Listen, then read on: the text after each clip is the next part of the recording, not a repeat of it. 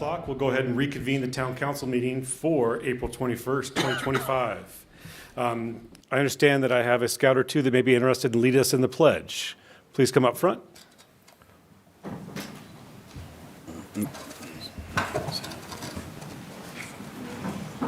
Perfect right there. And whenever you are ready, flag is here, and you go ahead and start. We'll follow in. I pledge allegiance to the flag of the United States of America and to the republic for which it stands, one nation, under God, indivisible, with liberty and justice for all. Well done, my friend. Thank you for that. Good evening, everybody. Welcome to the town council meeting. First in front of us, we have a special presentation. April is traditionally Donate Life Month, and a few of us had the honor of being at Cimarron Middle School, where they raised a flag in honor of a student who was a recipient and a staff member whose daughter was a donor.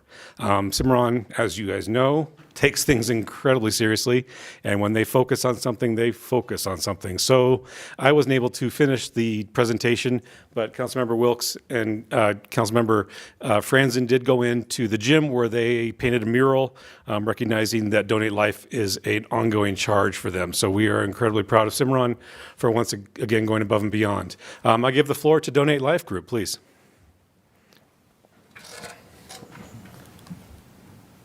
Thank you, and it's so nice seeing you all again. It's great. My name is Laura Jeffries. I'm the Chief Administrative Officer for Donor Alliance. Donor Alliance is a nonprofit organization that facilitates organ and tissue donation for all of Colorado and most of Wyoming. And today I'm also here with my colleague, Matt Levitro, our CFO. We are both proud to call Parker our home, so I wanted to make sure you knew that. And on behalf of the entire executive team, our board of directors, our staff and volunteers, I want to thank you, Mayor, Councilman, and the city for recognizing April as Donate Life Month. It's a nice way that we can get the information out to educate and inspire our community to register. And since 2003, Donor Alliance and many organizations across the country have been celebrating April as Donate Life Month. And we take this opportunity to recognize and honor our donors and their families. We also want to celebrate those that have received life-saving transplants and recognize those continuing to wait. This proclamation shines a light on the critical need and importance to register of being organ, eye, and tissue donors in our community. We are also thrilled that Parker is joining other locations across the state to help spotlight the importance of our mission. These efforts help Donor Alliance reach more residents, inspire advocacy, and create a culture that embraces donation.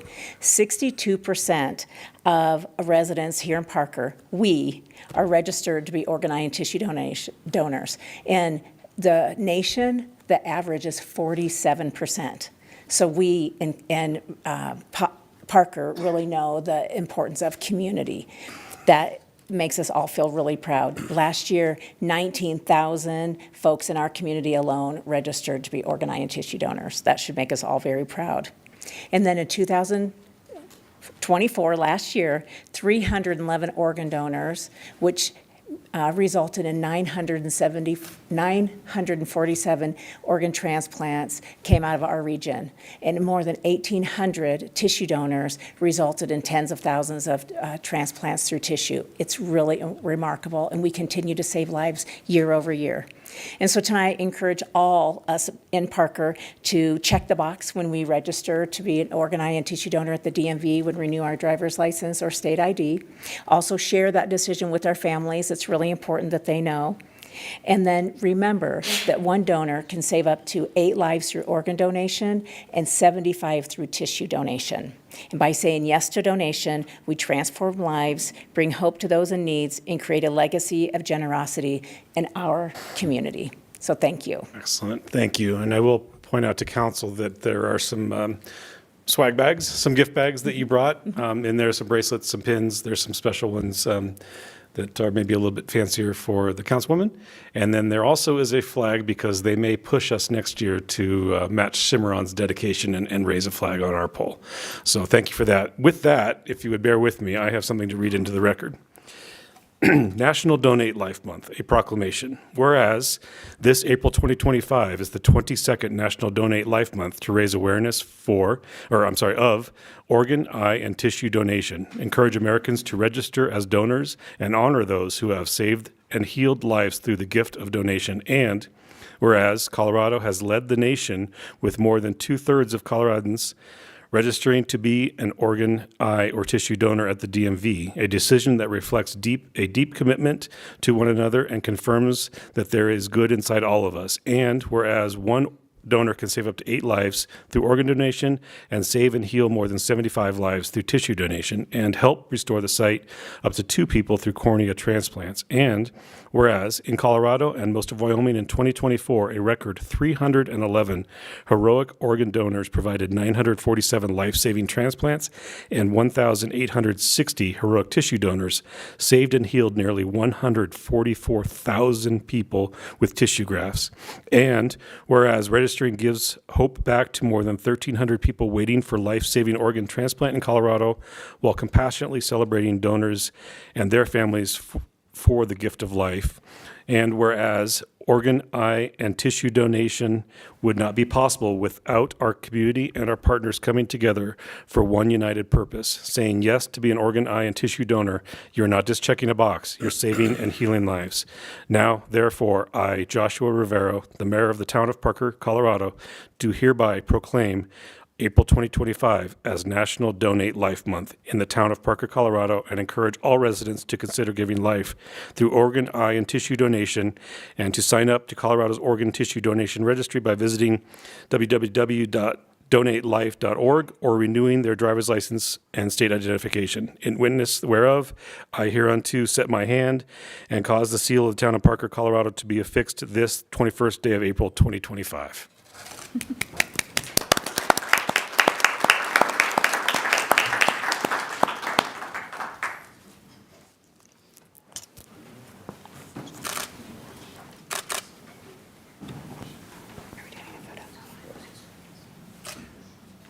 Yes, please, if the team could come up and pass us with food.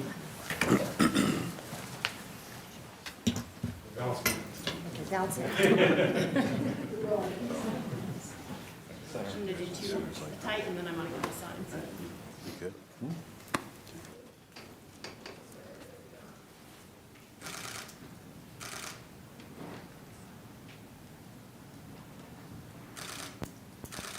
Thank you. That's a good. We're going to do one more. Okay? Oh, sorry. One more. Get out of your way.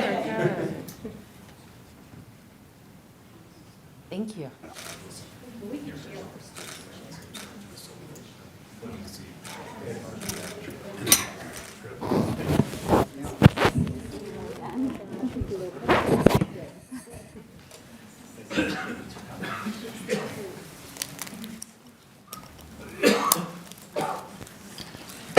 All right, all, thank you for that. 22 minutes.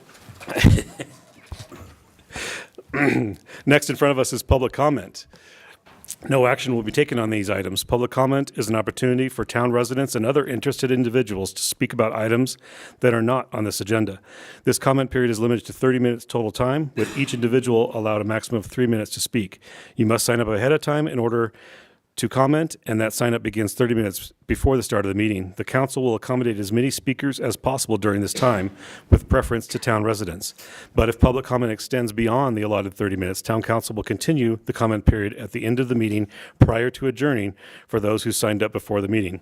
As any matters raised by individuals during public comment are not on the agenda, and other potentially interested parties would not therefore be aware of discussion of these matters, town council will not engage in dialogue regarding any items raised during public comment.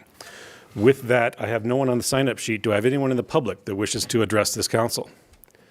Seeing none, we open and close public comment at, I don't have my glasses, at 7:09 p.m. Next up, reports and comments from mayor and council. We'll start with Ms. Hefta, please. Yes, it was a busy couple of weeks. And we most recently had the Homeowners Association Summit this last week, where we invited a number of board members and HOAs from all over Parker to come have a summit and discuss all the issues affecting homeowners associations in Parker. We had a wonderful turnout, and the mayor and all council members were there and led us in that. We also had individually, myself, a number of teacher appreciations. Myself and the mayor did attend the Ponderosa High School Teacher Appreciation, sponsored by the Church of Jesus Christ of Latter-day Saints. And at these teacher appreciations, the students honor their teachers for the dedication and the relationships that they have had with them. Most are all seniors that do this. And so we had a number of students do that this past week at the Parker Steak by Bayou Gulch. And we did have, in addition, Safran, an aerospace defense company, did come to Parker, and we had that ribbon cutting as well, where all town council members were present, along with Commissioner Abe Layden, and the CEO from Safran flew in from France for that event as well. And that is definitely helping with the economic development in our town. And I would just like to take the opportunity to again thank Weldy Fazizal of Economic Parker Development, and of course our own Michelle Kivala, our town manager, is playing a big role in that as well, bringing economic development to Parker. Thank you. Thank you, Laura. Eric? Had a busy week as well last week. Tuesday, attended the State of Douglas County School District event at the Legacy Campus with Mayor Rivero and Councilwoman Barrington. On Wednesday, I participated in a DRCOG meeting as John's alternate. Thursday was the HOA summit with, I think all of us were in attendance at that one. And then Friday, I participated in a ride-along with Parker PD. All right, John. Thank you very much. On the 10th, I had an E470 meeting and retreat. The meeting was just a couple of procedural things, an IT service contract and an IGA, or intergovernmental agreement, between Thornton E470 for a Washington Street bridge expansion. The retreat part, we dealt with largely strategic planning issues, reviewing our current plan, doing some exercises to identify improvements and to tie performance measures to the existing plan. On the 12th, I had a DRCOG retreat. That's the Denver Regional Council of Governments. We had a number of speakers on Saturday. We had our finance director, Jenny Bach, give us an overview on fiscal issues at DRCOG. Director Ron Papsdorf, he talked about regional transportation funding options. There was talk about a regional transportation authority or an RTA, potentially part of the DRCOG region. MetroVision, that is the plan that DRCOG has created for the region. We did some exercises to identify past projects and to get us thinking about improvements to our plan. We also talked about the regional housing strategy, broke up into groups to identify what we want. And big picture, we want local control. We want a toolkit versus a one-size-fits-all legislation, and don't prioritize goals and objectives. Let the communities do that themselves because they know their communities well. That is all. Thank you. Ms. Brandy. Yeah, so I also was at the said things, but I had the Douglas County Youth Initiative Board meeting where we went through 21 kids that were nominated for the Outstanding Youth Awards by their teachers, SROs, friends, families, and we were able to narrow that down to 11 for the award ceremony next week where they will receive scholarships. So I'm very excited about that.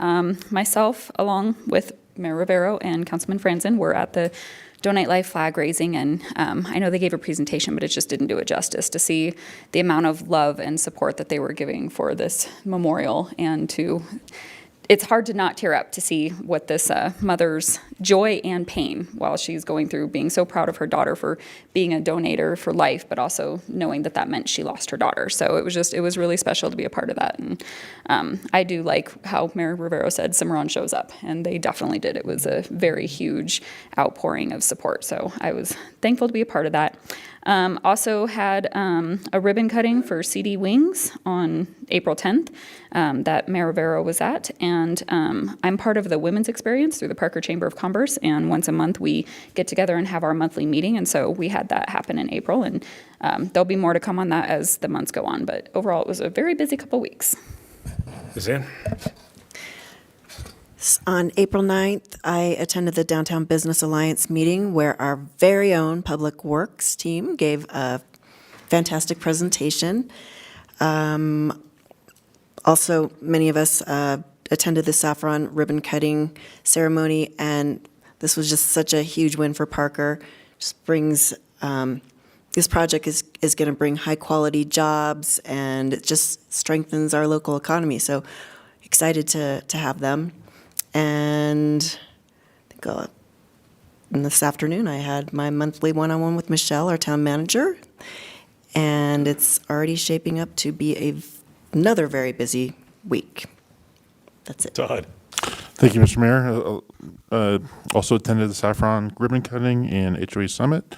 In addition, April 8th, I attended the Parker Senior Center board meeting as part of my liaison duties, and also attended another teacher appreciation dinner for Legend High School, and also gave recognition to Principal Jacob, who is retiring. That's it. Thank you, Todd. I think it's important for the students and the scouts in the room. Obviously, a lot of what we do is in this room, but there is a ton that this council does outside of this building, representing our town and our community on statewide boards, on different ribbon cuttings, and so it has been busy. I will state also ribbon cutting for CD's Wings, and then a ribbon cutting for Saffron Defense, and it was touched on. This is a big win. This is a spark for good jobs in Parker. Not that we don't already have them, but more to come, and a good cornerstone for defense and aerospace, which we see as the future of Parker and thus Douglas County. We are very proud, and I too want to recognize Michelle Kivala and Wally Fizell on the work they did, along with OEDIT, which is the Office of Economic Development and Interstate Commerce, no, something like that, from the state, and then also Metro Denver EDC were incredibly instrumental in landing them inside the town of Parker, and we are very, very proud. They are just one of our aerospace industries. We have another one that is not as loud, but again, very, very good, and happened to be just next door to Saffron. Saffron is a top 20 industry in Europe. They are a big deal, and we are very proud that they have a branch now here in the town of Parker. On Monday the 14th, I had to sit down with RTD Director Julian Bouquet and a few of his staff members with Michelle, and we talked about the future of regional aspect to RTD, more to come on that. We're very excited that Julian is the chair of the RTD board, and I forget the gentleman from Highlands Ranch is the vice chair, so we have some good representation for Douglas County at the board level. Following up at a catch-up or a sit-down with Superintendent Kane, just talking about how things are going, and she just wanted to fill in the town of Parker on what's going on in Highlands Ranch and things like that. And so it was just a good little sit down prior to her State of the District, which was the next day at Legacy Campus, as Councilman Franzen said. Then we did have teacher appreciation for Legend on Tuesday and recognized Principal Jacob. And then on Wednesday, teacher appreciation for John and I's alma mater, Ponderosa. Sorry, Shap. But we got to talk to Ponderosa teachers, and I think the takeaway, and we had chaparrals the month prior. I think the takeaway, and that was Councilwoman Wilkes was there. She's a Shap grad, first class. And so the takeaway, I think, is that they don't talk about what they learned per se. Some of them didn't even mention what subject their teachers of recognition were as life lessons that they got from those teachers. And there was everybody from elementary to high school that they recognized. So really, really fun to watch. Thursday, I had Cherry Creek Basin Water Quality Authority, which I happen to chair. That is the a group that is in charge with maintaining recreation and keeping down the algae blooms in the Cherry Creek. And so every bit of water that drains all the way from El Paso down through this valley ends up in the reservoir, and our charge is to make sure that it's clean. Thursday was HOA Summit, again, that was mentioned.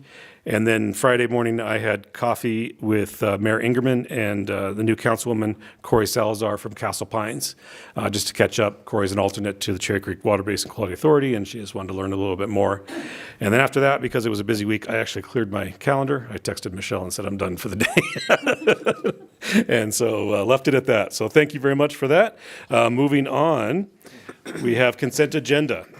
Consent agenda items, excuse me. Consent agenda items are considered to be routine and will be enacted with one motion and one vote. There will be no separate discussion of consent agenda items unless council votes to remove an item for individual discussion. Ordinances on consent agenda are for introduction only and will not be removed for discussion. Council, in front of you are consent agenda items A through K. I move to approve consent agenda items A through K. Do I have a second? I'll second. I have a motion from Wilks, a second from Franzen. Todd? Yes. Ann? Yes. Brandy? Aye. John? Yes. Eric? Yes. Laura? Yes. And consent passes unanimously. Next in front of us, Town Manager's Report. Recently published was our Spring 2025 Town Manager's Report. You can find it on all of our social media and on our webpage. It is a incredibly in-depth report. As always, a lot of questions answered, a lot of what's coming up with us. Anything to add? Michelle? Excellent. Thank you for that. Next up, Section 7, Item 7, ordinances. First ordinance, Item 7A, ordinance number 9.385 on second reading. A bill for an ordinance to approve the intergovernmental agreement by and between the state of Colorado for the use and benefit of the Colorado Department of Transportation and the town of Parker regarding maintenance and operation responsibilities associated with the Parker Road Multi-Use Path Pine Drive to Stroh Road Project, CDOT project number CRP M039-010, subaccounts number 25906, and the Town of Parker project CIP 23-042. Presenting in front of us, Mr. Burke. Take it away, sir. Good afternoon, Mayor and Council. This ordinance before you tonight is, as you said, for an intergovernmental agreement between the state of Colorado and the town of Parker. This is for a maintenance and operations agreement for improvements that are going to be constructed as part of the Parker Road Sidewalks East Side Gaps project. So a little background on the project. The town is proposing to construct two segments of trail and sidewalk along Parker Road on the east side between Pine Drive and the Pine Bluffs neighborhood, and from south of Cockrell Drive to south of Robinson Ranch. Those are planned to begin construction in 2025. A bit more background. In 2022, the town was selected by DRCOG to receive partial construction funding for this project. Town Council did approve an IGA back in December of 2024 to receive that funding.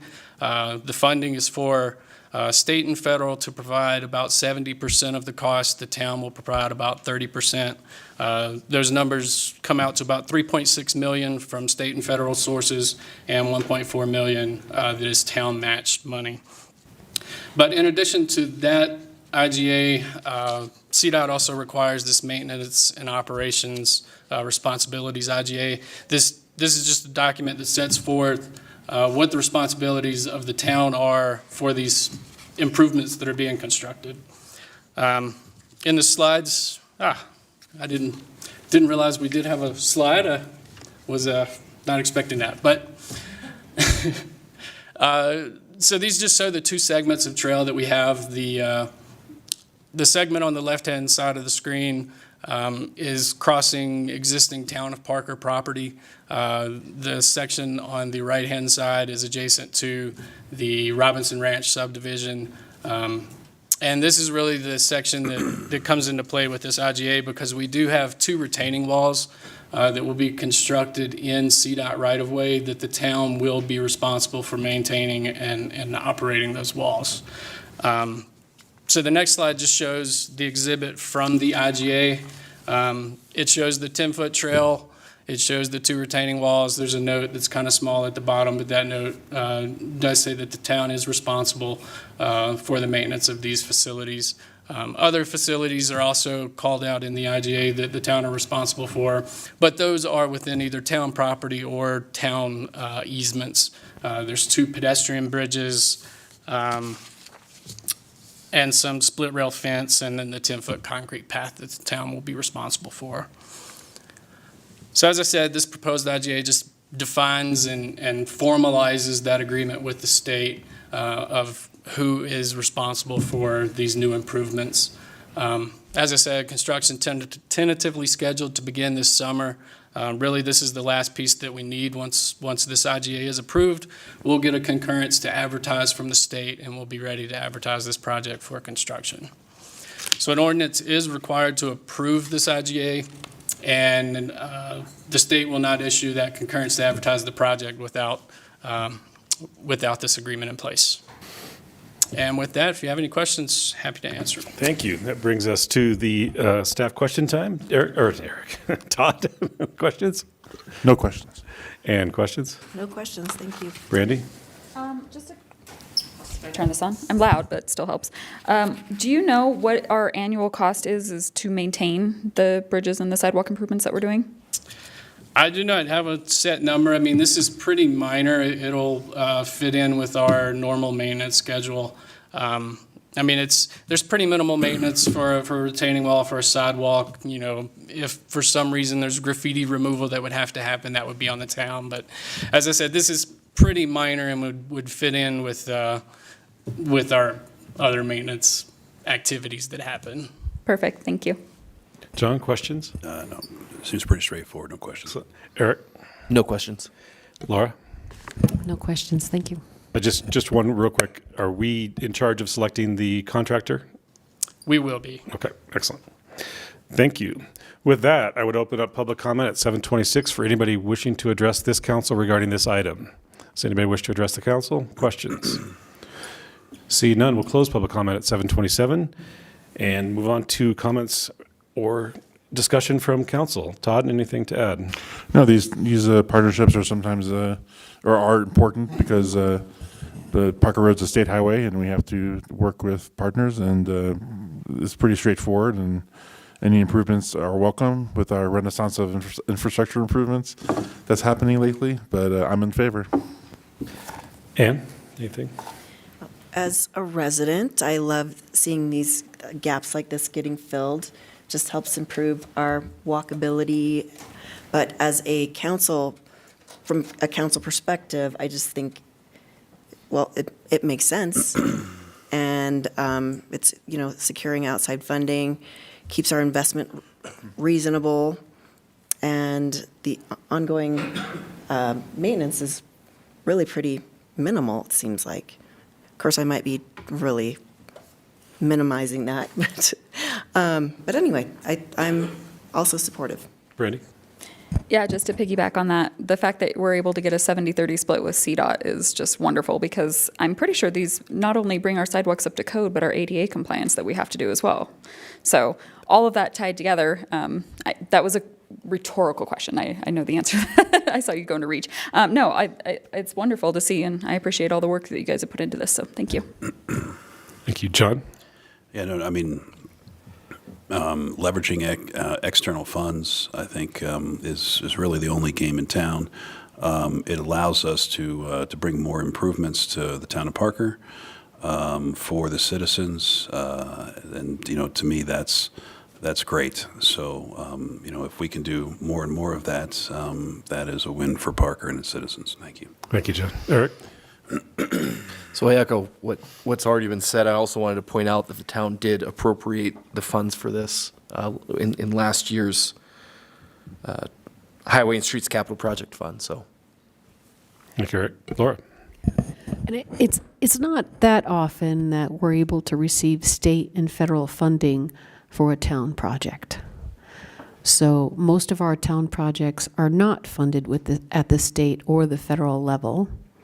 They are funded by other mechanisms within the town and part of our sales tax fees and whatnot for development. So anytime we can partner and as it was stated, leverage those state and federal funds to improve our town. We're very happy about that. Thank you.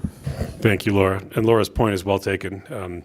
There are a lot that we usually have to come up with on our own. I will say that the renaissance of transportation projects are quite a lot of cooperative issues. In fact, I don't think you're going to see one cone zone that's going on right now that is not a partnership of some kind. Thus, when the money's available, take it. So, well done. Council, I would entertain a motion on tonight's item.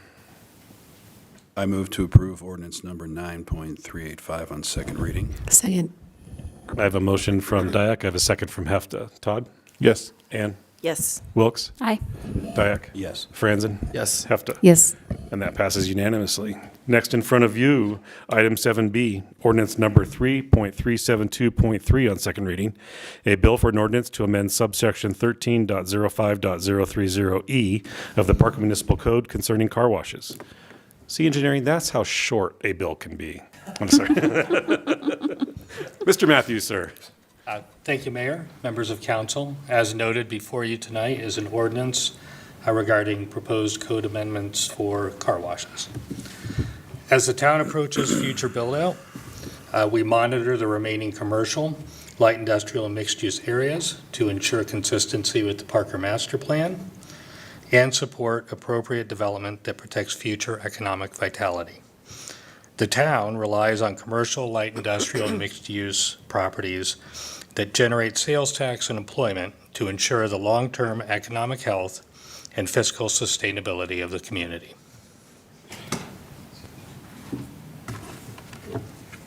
Do you think I need to be pushing buttons here?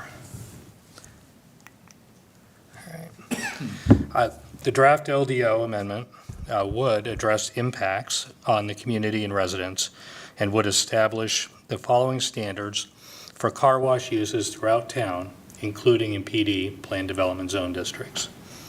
1, a minimum 500-foot buffer to school areas and other sensitive uses. 2, minimum 250-foot buffer from hard corners, so think arterial intersections, or residentially zoned properties. And 3, maximum of 2 car washes within 660 feet of those hard corners.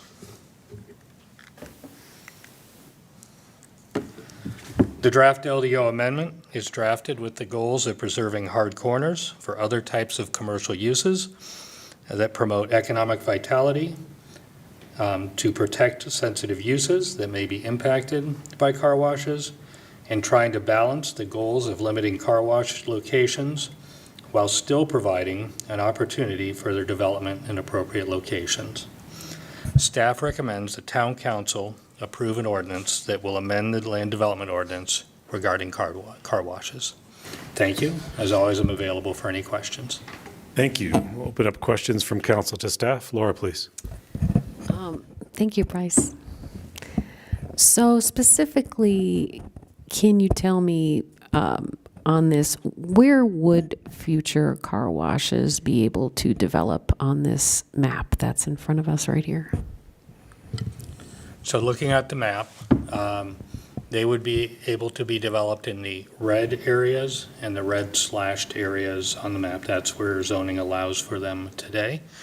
They would be in those specific areas restricted from being right on the corner of an arterial intersection. And they would be restricted from being adjacent to a residential zoned area. And then they would not be allowed within 500 feet of schools, those types of sensitive uses. And then there'd be a limit within the little boxes up there, which are the hard corners, of 2 car washes.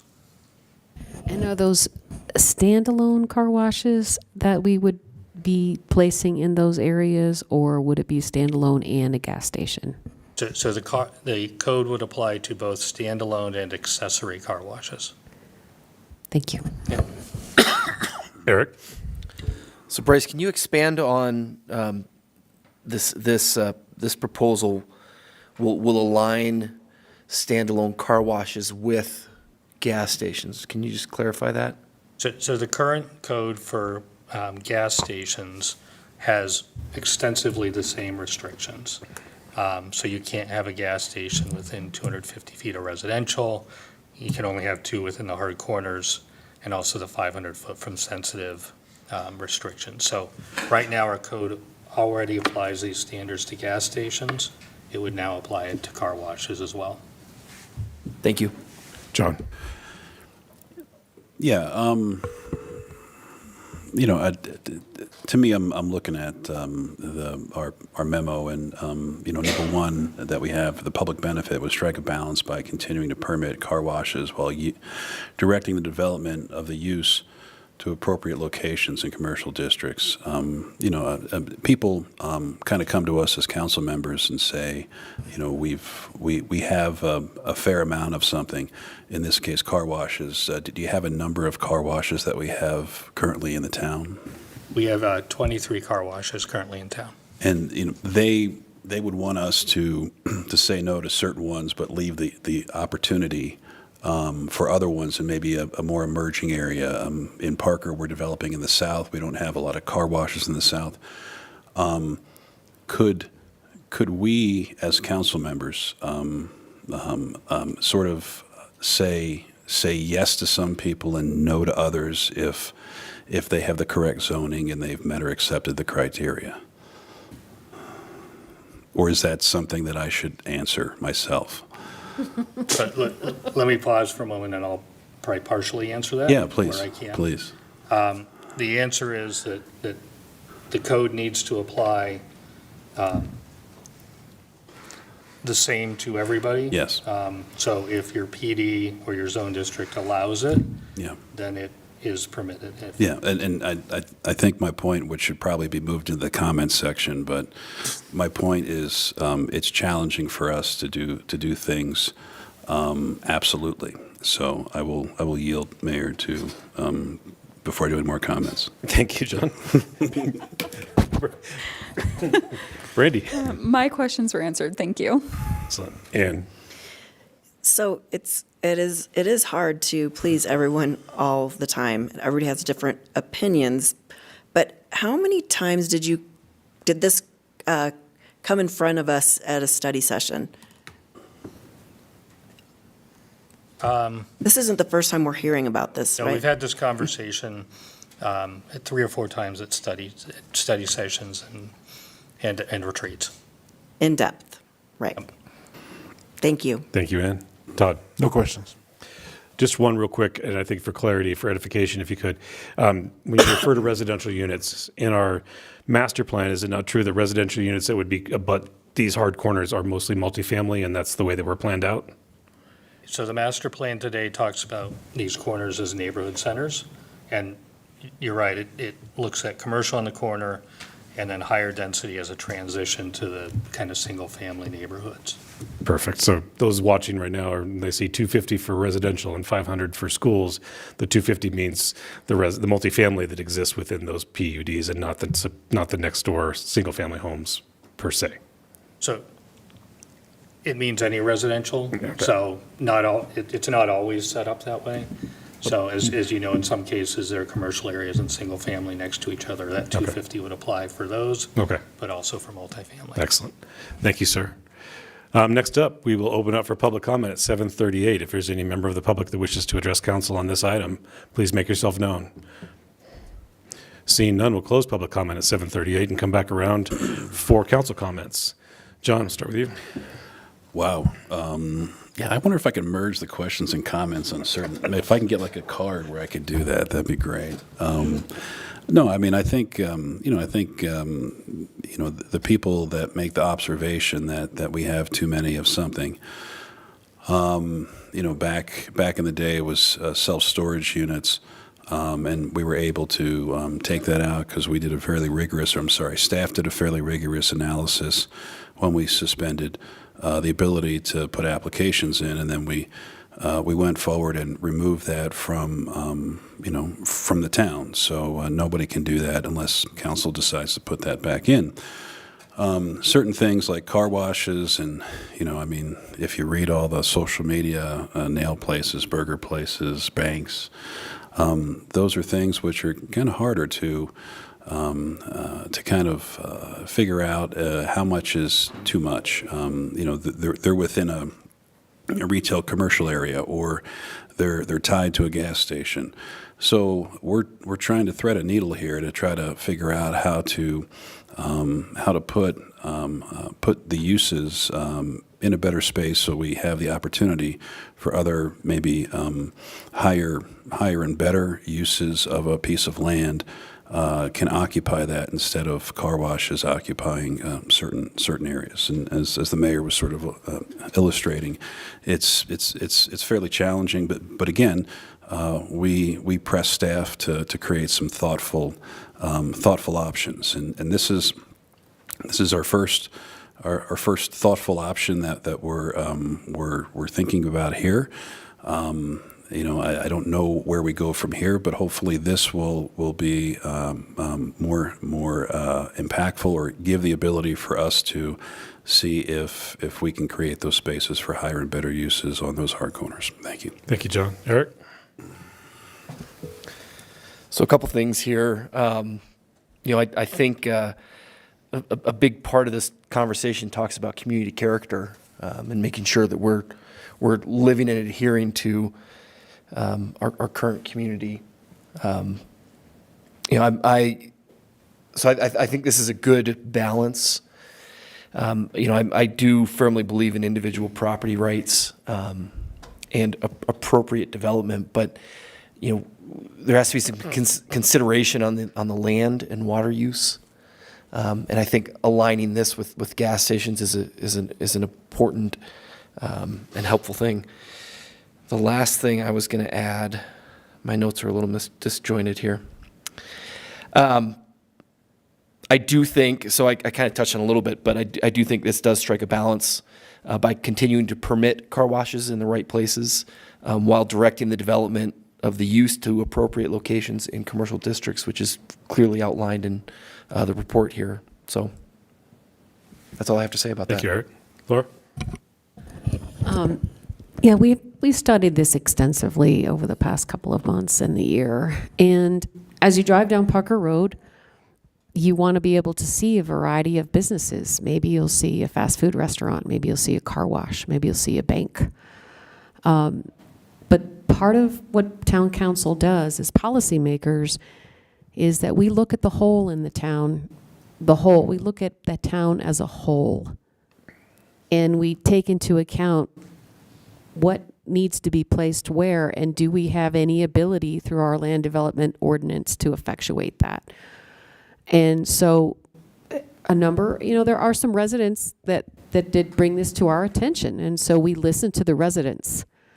So residents give us input, and we took that input and we went back to our planning commission, and we asked our planning commission to study this issue. And they did, and they came up with recommendations on how we could balance our town out better with car washes and different businesses around town. Maybe they're needed in the southern area of the town versus the eastern area of the town. And so what this is going to do is just balance that proposition out. So we don't have all the car washes in one spot. We do have a large number of car washes. We are about free market capitalism, but we also are about smart planning and balanced planning for our town as well. Thank you. Brandy? Yeah, so, when we look at our master plan of 2035, which we're all very familiar with, and we're redoing it for our master plan of 2050 right now, we want to make sure that we're protecting our hard corners for appropriate commercial uses that are actually going to support us, because we're at 85% build out. We got to make sure moving forward, we've got the town's best interest in mind. And I know it's talked about community character, and conformity is a big one for me. Does it conform with the vision for the town? Does it conform with the use of the town? Does it conform with the neighborhoods? So I'm excited that we were able to come to something that still allows people to have car washes if that's their business that they so choose, but also in the appropriate areas of town that makes sense for everybody, not just now, but from a longevity point of view. So thank you guys for your work. Thank you, Brandy. Ann?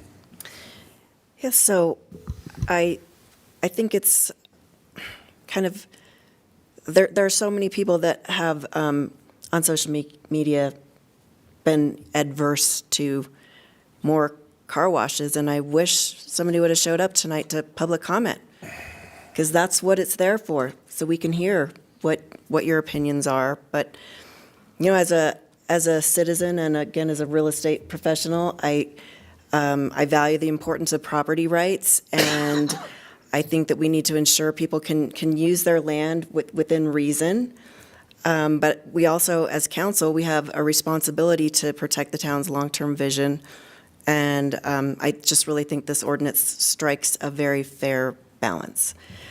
It doesn't ban car washes, it just sets some thoughtful boundaries. So, and I also just really appreciate our staff looking forward and helping us, not just for today, but for our future generations. And I think that's it. Thank you, Ann. And lastly, I would say this bill's champion. Todd, take it away. I would just say all the feedback from my fellow peers, I'll just add ditto. Thank you, council. With that, I would entertain a motion on this ordinance, please. I move to approve ordinance number 3.372.3 on second reading. Second. I have a motion from Hendricks and a second from Wilkes. Todd, how do you vote? Yes. Ann? Yes. Brandy? Aye. John? Yes. Eric? Yes. Laura? Yes. Thank you. With nothing else in front of this council, we are adjourned at 7:46 p.m.